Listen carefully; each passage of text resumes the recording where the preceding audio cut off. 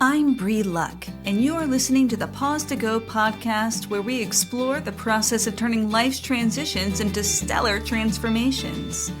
You can expect interviews with experts, straight talk with remarkable humans, and conversations about making the most of every phase of life.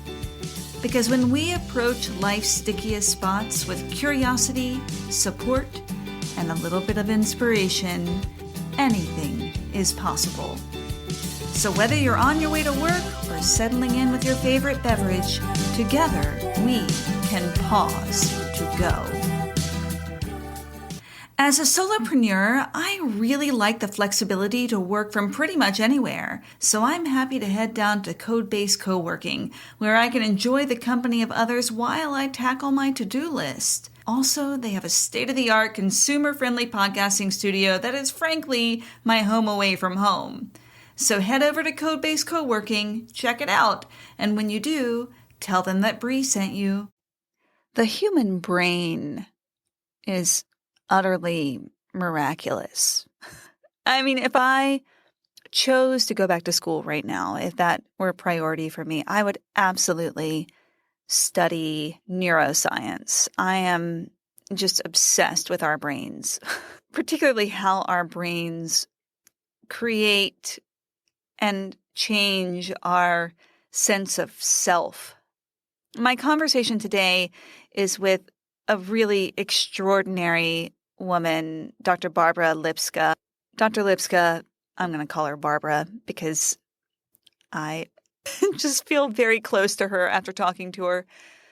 Barbara was diagnosed early in 2015 with metastatic melanoma in her brain's frontal lobe. And as her cancer progressed and throughout a multitude of treatments, Barbara experienced behavioral and cognitive symptoms connected to a range of mental disorders, including her professional specialty, schizophrenia. And Lipska's family and her associates were completely alarmed by the changes in her behavior, but she couldn't acknowledge them herself in that moment. Eventually, and miraculously, Barbara returned to normal functioning, and she wrote a book, The Neuroscientist Who Lost Her Mind, My Tale of Madness and Recovery, about the experience. Oh God, I love talking to this woman. To be able to talk to her not only about who she was before, and then who she was when her brain was so dramatically compromised by the cancer, by the lesions, and by the treatment. And then who she was when she was writing the book, which was sort of this aftermath period of mania. And fortunately, who she is now. Seeing her respond to all of those versions of herself with grace and respect and humor and awe. I don't know. I think of all the times that I've met someone who knew me when I was at a low point, and I feel embarrassed that they knew me then. I've heard other people say that they had this experience. Or I can't tell you how many men I have met say, when I was in college, I was an asshole, right? It's like that kind of thing. Like they're embarrassed about who they were then and how they behaved then because they've changed now. And her respect for her brain's entire process of evolution is just something I think we can all learn from. Enjoy this episode. And as you reflect on times when maybe you weren't the self that you want to be, or you feel unrecognizable to yourself, maybe give that part of you a little grace and humor and respect. I finished your book yesterday, so I feel like I know your whole family now. Welcome. Thank you so much for talking to me about your brain. And your body. And your body. Which is part of the brain, actually. Right. That's right. That's right. I loved your book so much that I wanted to bring you on because Well, a couple of reasons. The first is that most of the people that I'm working with right now, the clients I have and the people in my life socially are women in midlife who are just in the throes of perimenopause. And so one of the things that I hear a lot is I feel like I'm losing my mind. I feel like I'm losing my mind. So that's one thing. And then I also have a friend who is actually also coming on the podcast who is suffering from a really terrible illness and had a psychotic episode as a result of this illness, along with some other personality changes. So she had actually posted an article about your book, and that's how I found you. Oh, that's very nice. Thank you. And Thank you, your friend. well, and thank you, because I so believe that the way that we can demystify the very mysterious experience of being human and the changes that happen in our brains and our personalities over time, that the more we can talk about it and share that with each other, the better it is for everyone.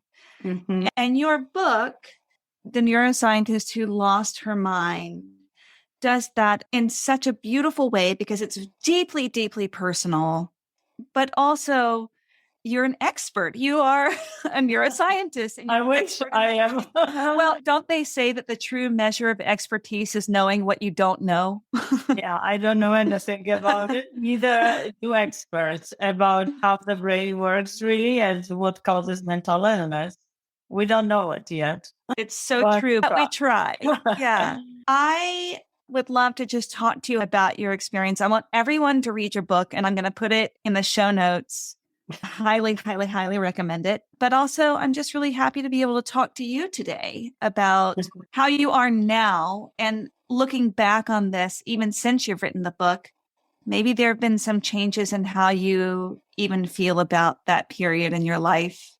Yeah. And maybe this period in your life. You just retired, right? After Yes, a long career. yes, over 30 years of work on mental illness here in the States and in Poland, where I did some initial work on people with schizophrenia, actually. How is retirement treating you? How are you? Oh, I like it really a lot. Oh, I I'm so stopped glad. worrying about not being perfect, about having to go there on time. I was always on time. I am a very punctual person in general. So it was a lot of stress, which I didn't need given my brain condition, which is not perfect. It is not perfect by any means of imagination, but I'm alive, and that's the biggest gift that I could get. Indeed. And what is perfect anyway? Really? Everybody is trying with something, but I don't know what it is. I'm so glad that you're enjoying your retirement. Are you looking forward to it? You're very young. I'm not quite there yet, but my father just retired last year. When I saw that you had retired after reading your book, I thought, oh, how is she doing with that? Because you're quite the go-getter. Like with everything, I could have been very depressed or not. I could have been happy. So if I have two choices to be depressed and unhappy, I choose happiness. That's my personality. I try to be happy in every situation, even a difficult one.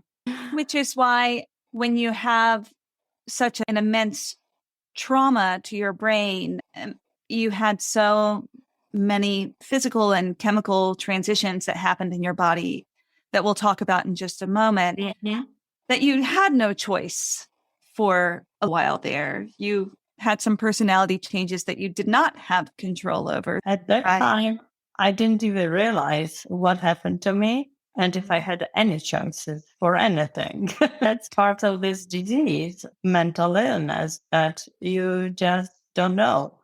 Don't know about yourself and don't know about your environment and your loved ones or anything at all. Absolutely. So let's go back a little bit. Sure. And And can you tell us your story that you've written a whole book about, but particularly around what happened to you in 2015? Okay, that requires a little bit of introduction. A little. Great. Yeah. So, as you can guess by my accent, I am not a Native American or whatever it is, English. I came from Poland, where I worked on mental illness. I came to NIH, National Institutes of Health, to again work on mental illness, National Institute of Mental Illness. And I was a very successful person professionally, as a mother, as a grandmother later, and as an athlete. Being athletic and doing sports was real passion. I loved it. All kinds of sports, skiing, running, marathons, triathlons, everything, cycling with my husband. And then it ended pretty dramatically. And I had no idea that it would happen. So the first one, there was a chain of brutal events that happened to me when I was over 50, not even 60. So I consider myself young and almighty, as all young people perhaps feel. So I was diagnosed with breast cancer first. This struck me. I thought I don't deserve it. I'm an athlete. I am a worker. I need to go to work. I don't need this.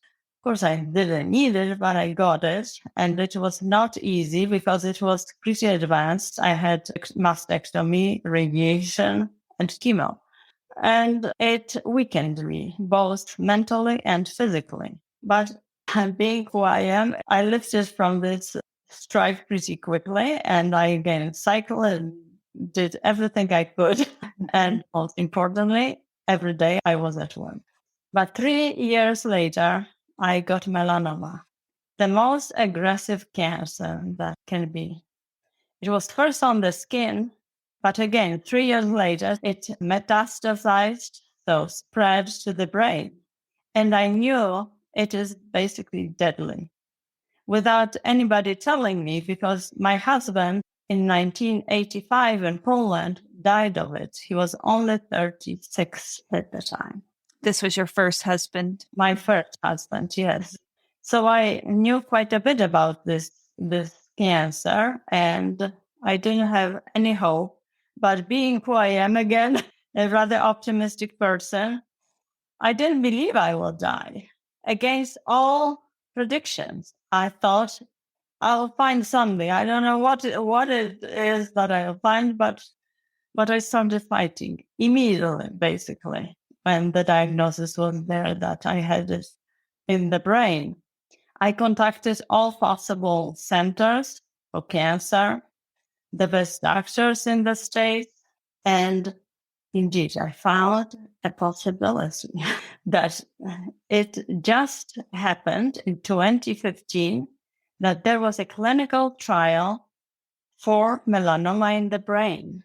But nothing was known about this immunotherapy. This treatment is called immunotherapy. So I didn't know, will they kill me or will they cure me? Nothing. Neither did the doctors. They warned me it can be horrible for me. But I chose a risky business rather than wait and die, because I knew I will die without acting. So I acted on it. And at the beginning, it was pretty horrible. It inflamed all the melanoma cells in my brain, which swelled the brain to the point that I lost my mind. Now you will probably ask how it looked. I was laughing, but it was not a laughable thing at all. All of a sudden, when I started this therapy, I behaved very strangely. My family was terrified. I did things that I would have never done. Going outside, running without being properly dressed, basically kind of naked with my one breast, because the other one was removed after breast cancer. I didn't know that I should behave differently. I didn't understand anything. I did other things. I thought my family is plotting against me. They were talking, probably terrified about my strange behaviors. And I thought they are plotting to, I don't know, kill me or do something to me or remove me because I am ill. I understood that I am ill, but I didn't understand how ill or what is the illness. So I started being suspicious again for other people, strangers, coming to our house to fix something. I thought they're killing us.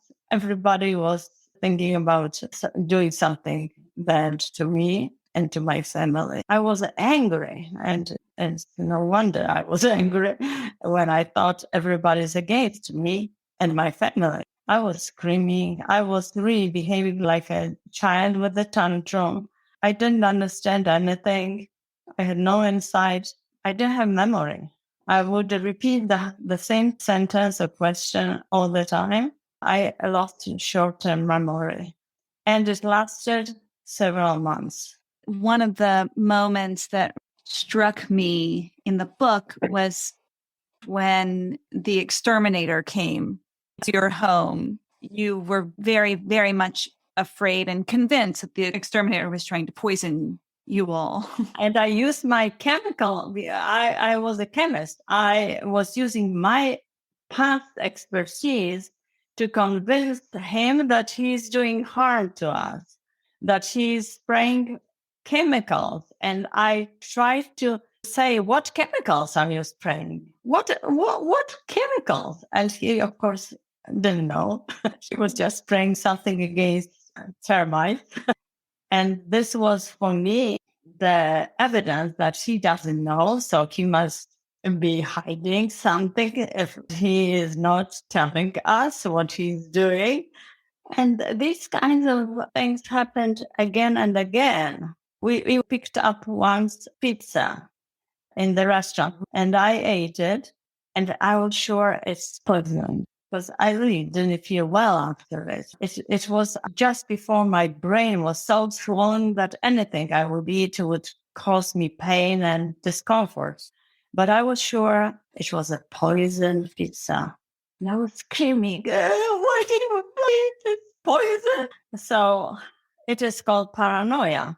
I thought everybody is only waiting for us to die. Because your expertise came into play and the justifications for things, it made sense. One of the things that really struck me in reading it was how hard it must have been for your family because you were unaware. You couldn't see it. You were in the box of your brain. There's no way to see it from the outside. But then your family knew that something was amiss, but it was so hard because so many things were, I think you said it was like an exaggeration of who you were. So there were things like the expertise with the chemicals and the exterminator. Yeah. That you knew that even though your family may have felt that you were being a little meaner, really, or short-tempered, irritable.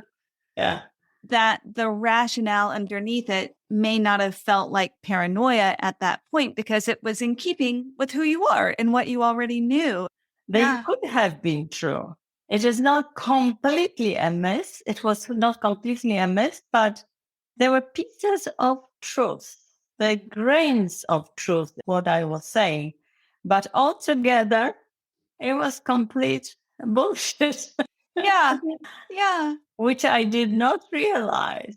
Then your daughter really made sure that they checked you out to see that there was this terrible brain swelling going on, right? That's when they determined what was going on.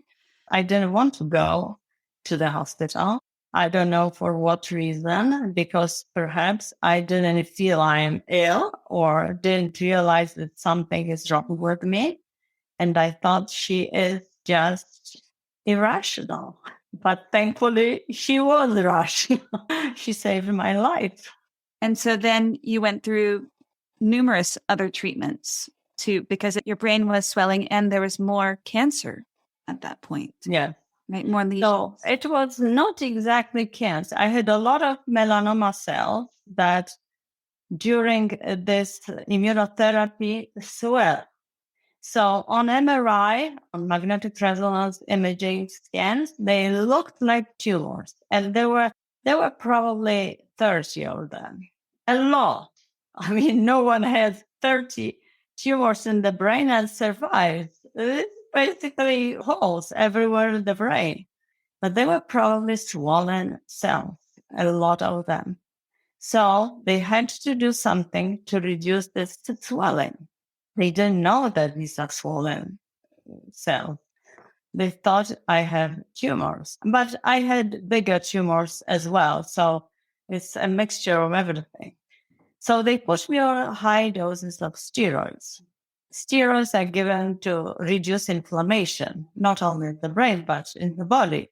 And I was doing better because the swelling was going down in the parts of the brain that makes us human, in the frontal cortex, that deals with memory, that deals with all kinds of things that, thinking, cognition, and such. But they have different behavioral changes. For instance, they cause mania. In a way, regained my insanity. I could look back and see what I have done. And I realized it was not okay to scream and be afraid that someone is killing us. But I became manic. Being manic is not being able to sleep and to do things all over 24 hours a day. And that's what I did. And that's how I wrote my book, because I couldn't sleep. I was so intensely involved as a scientist in the process of understanding my brain and what happened to me that the book happened. The only good thing that came out from this whole dramatic experience. I didn't die. I had a lot of other treatments during the next years until now, actually. So it will be 7 years of it. But the good thing was that I couldn't not write. Right after I wrote this book, of course, it wasn't a finished book. The more I regained my sanity, the more I could judge my writing and my behavior. But it took a long time. I'm sure. I was thinking as I was reading it, I knew that you were writing it in at least a hypomanic state, if not a fully manic state. And I wondered, because it's very beautifully edited and you've clearly polished it. It's not journal entries. What was it like to go back through and see this writing through all these different fluctuations of your brain? You can probably go back and say, I did not have my language faculties in order that week. That was a tough week. Yeah. Well, it's strange, but for me, as a scientist, I was in awe what's happening, that I could dissect my behaviors based on what was happening in my brain. Truly, I was not afraid. I was in awe. I couldn't believe that I had this opportunity to understand part of my brain, at least, or to partially understand my brain. It was a very different feeling for my family. Very different. They were not in awe. They were not interested. They were simply scared. They were not sure if it doesn't happen again. And it could. Because melanoma has a tendency to come back. As I said, it's a very aggressive cancer. It is enough for one cell to stay somewhere and it can come back as a tumor again in the brain or somewhere else, which actually did happen.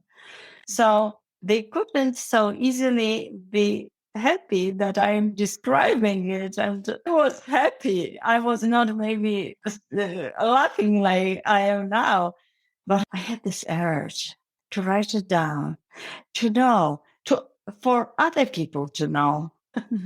Yeah, it is, as you say, manic or hypomanic, to be such a commuter in the time that I was really an ill person. I was so moved by your whole family really coming together, both to enjoy life with you and also in their efforts to really, really care for you. The love that you all have is so evident. Do you mind if I read one passage from your book? I don't know which one, but I know, I'm surprising you. It was soon after you received the first diagnosis. And when you had vision issues. Bled in the occipital visual cortex. So I couldn't see in the right lower part of the visual field. You give an explanation of the different parts of the brain early in the book and what those different parts do.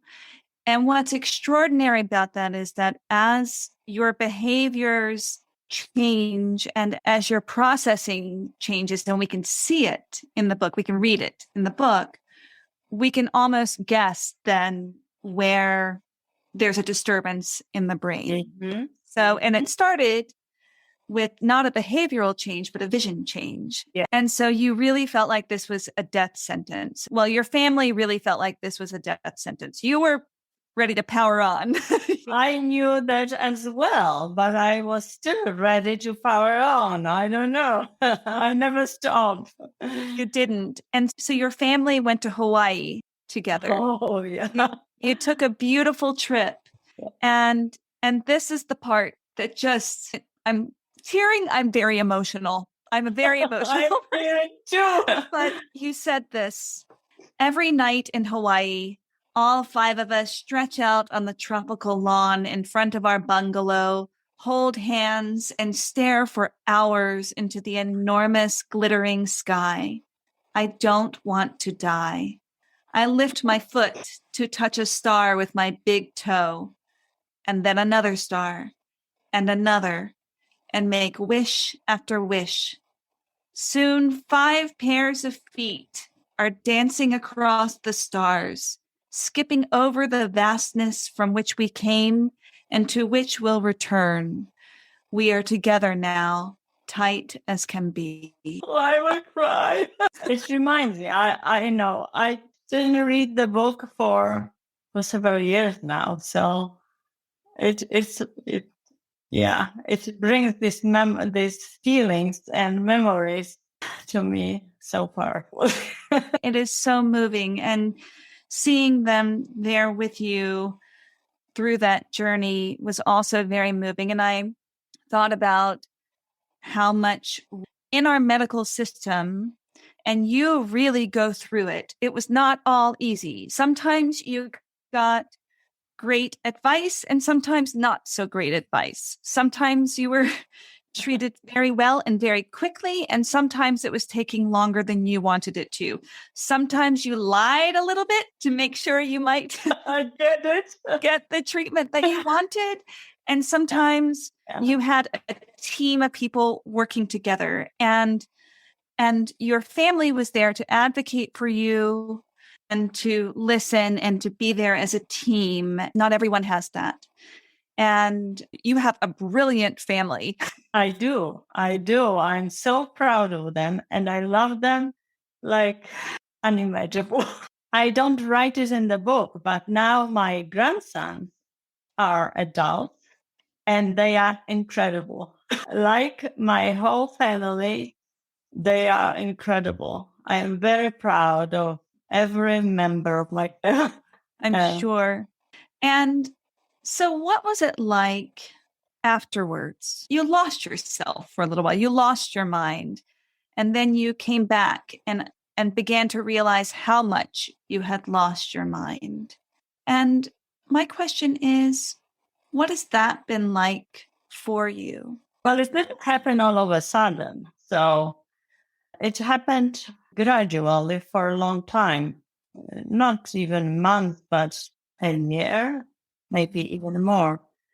So it made it easier because, it's not a sudden change. But as I said, I was curious, first of all. I didn't feel pity for myself that I went through this process. It was more curiosity and a scientific, I don't know, maybe I did it because it was helpful. If I had pity for myself, it would have undone me and I would not be happy about it. So how was it? It was pretty simple, I would say. I went back to work. And not many people knew about what happened. Not many people read a book when it came out. So it would be 3 years after.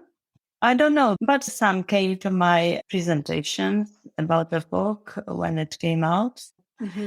So for a while, I was actually glowing in my discoveries, my discoveries about myself, and this feeling of, I know who I am.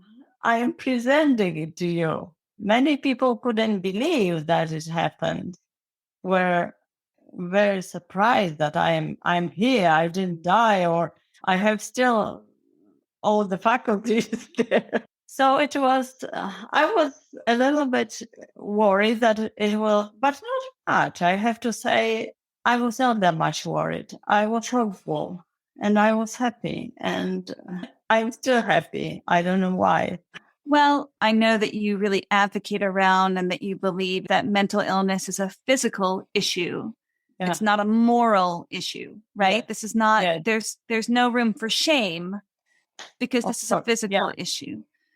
Well, I'm pretty sure it is about the brain, and brain is physical. It is nothing mysterious about it. I mean, everything is mysterious, but it's not mysterious in the sense that there's some other power acting on it. So in that sense, mental illness is caused by our brain. And I don't know how, and no one actually knows yet. We are working on it so that we know which chemicals, which connections, at which age it happens. It probably happens early. But definitely it's not the upbringing. It's our mothers have no fault in doing it, or other people. It's just that our brains are not working properly. I think about how many people now during the pandemic are having psychotic episodes, and that it actually seems to be in some ways a byproduct of this pandemic, is that there's such an increase. And so it's like, clearly this is not about schizophrenic mothers. It is stress. So of course, who we are. So there's another question. What determines ourselves, right? What can I say about me, my character, my personality? And then when it breaks, every personality, every human being is made of DNA, right? We are determined by our DNA. So I am different from you because we have different DNA. But what else is determining our behavior? It's not only DNA. It is everything that happens to us. In other words, environment, circumstances. Why? Because DNA is not everything. It is important how genes are expressed. So how they act, and they are expressed depending on what is happening to us in utero when we are developing, either as fetus or as small children, or adults in pandemic. It is stressful. So if these stresses fall onto people who have particular DNA, they may be more affected by all kinds of stresses, all kinds of trauma. And this is one of them. We have a particular stressful situation now. We have pandemic, we have war in Ukraine. I can feel it on myself. Sometimes I cannot sleep. I think about these things, and you probably too, like every one of us. But not everyone commits suicide. Not everyone has psychotic episodes. Not everyone cannot even sleep, right? Some people don't even notice what is happening. So I think these are the factors that makes us all different. You talked a little bit about the one benefit of Mania was finishing the book. Starting the book, actually. Starting the book, right. Writing the book. I think about when I have when I've been on steroids, I've had a similar reaction and my house gets very, very clean. Right. It's obsession. It's obsession. Right. That's almost gallows humor, right? Like we have to laugh a little bit about something Which I love.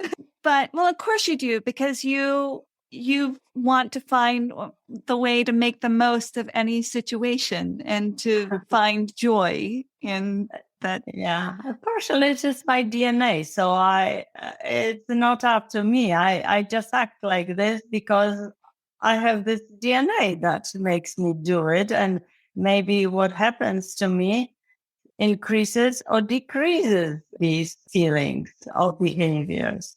Yeah. So we were talking about the self.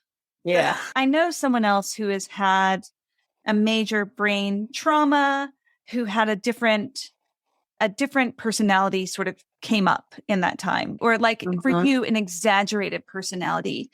And she actually sort of refers to that. She's no longer in that state. She's returned to health.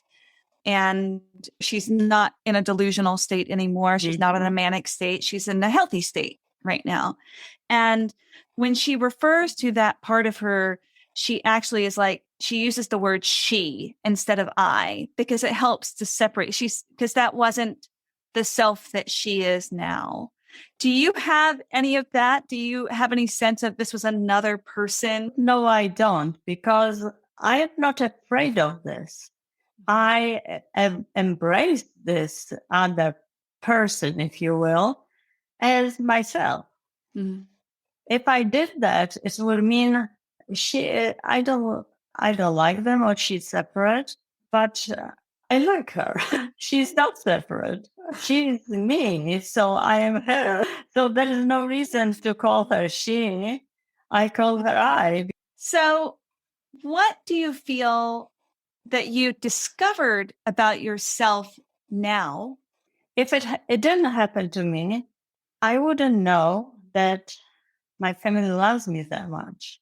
I knew they do, but I wouldn't know they are ready to do everything for me. Although maybe I would. I don't know. But it's a very good feeling. It's not a feeling that they passed the test, because it's not a test, but a good feeling that we together, we're like one body, all of us. It's really a story of resiliency, personal resiliency, physical resiliency, but also familial resiliency. Yeah. It was really beautiful. Do you have any advice or thoughts that you'd like to share for either people who are going through or have recently gone through major brain issues or are struggling with mental illness, or their loved ones? How can we find that resiliency? Well, it's always, I think, easier for each of us to do things in a team. It doesn't have to be family. It can be friends. It can be strangers who are able to do it for you. So one of the advice is to do it in a team. Some people keep it to themselves. If they have cancer or any other problem, they don't want to share because it's too hurtful for them or for other people. But I don't think it's a good strategy. I like to share. I like to communicate. So maybe it was natural for me, but it certainly helped. So that's one thing, one advice. Share it. It will be easier for you. Share it, please. Share it so that you can have a team working with you. Yes. Yeah. If they don't know, they wouldn't help you. If they don't understand, they will not help you. Understanding is another thing. If you don't understand it, it's very difficult to help, because people instinctively don't like it when they don't know it. Usually they don't know mental illness. That's the stigma. That's like the stigma. They don't understand it, what's happening in the brain. And it's mysterious. It's mysterious to everybody, but even to the scientists. But if you acknowledge that it is in the brain, it is not a fault of anybody, it just happens. It is easier for people to understand, oh, you cannot walk because you missed your leg or you broke your foot. You see it, it's easy. You lost your arm. Oh, you don't have your arm. It's visible.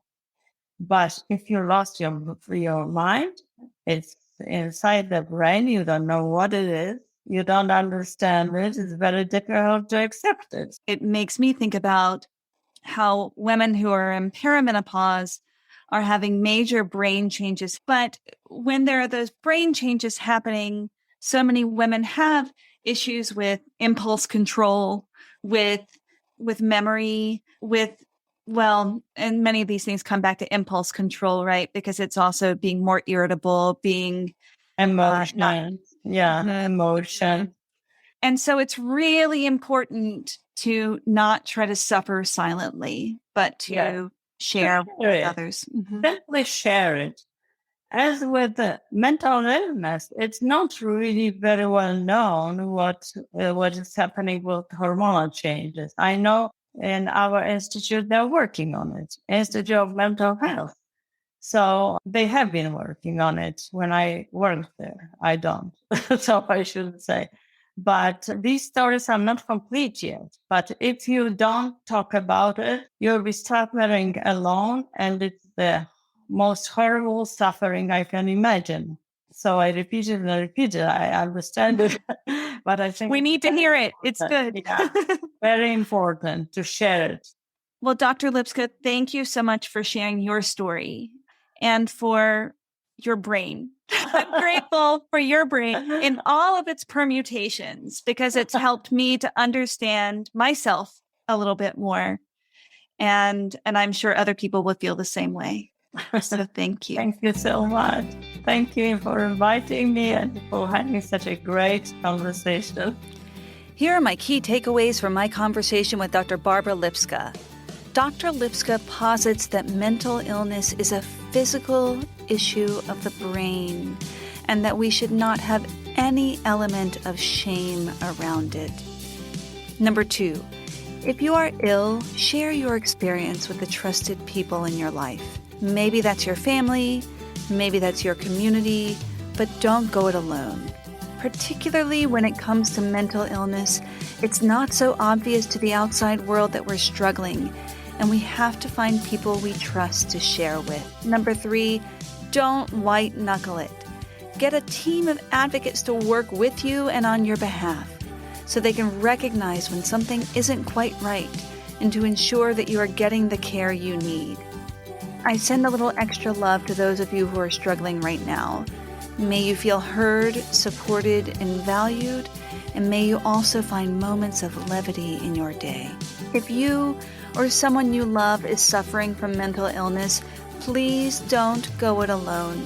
I know it can be very hard to find a therapist in the wake of the pandemic, but the SAMHSA National Helpline is a free, confidential, 24/7, 365-day-a-year treatment, referral, and information service in English and in Spanish for individuals and families facing mental and/or substance use disorders. And as always, the link is in the show notes. Thank you so much for listening to the Pause to Go podcast. If you got something out of this episode, let us know. Share it with a friend, join our Facebook group, and subscribe, rate, and review on Apple Podcasts if you loved it.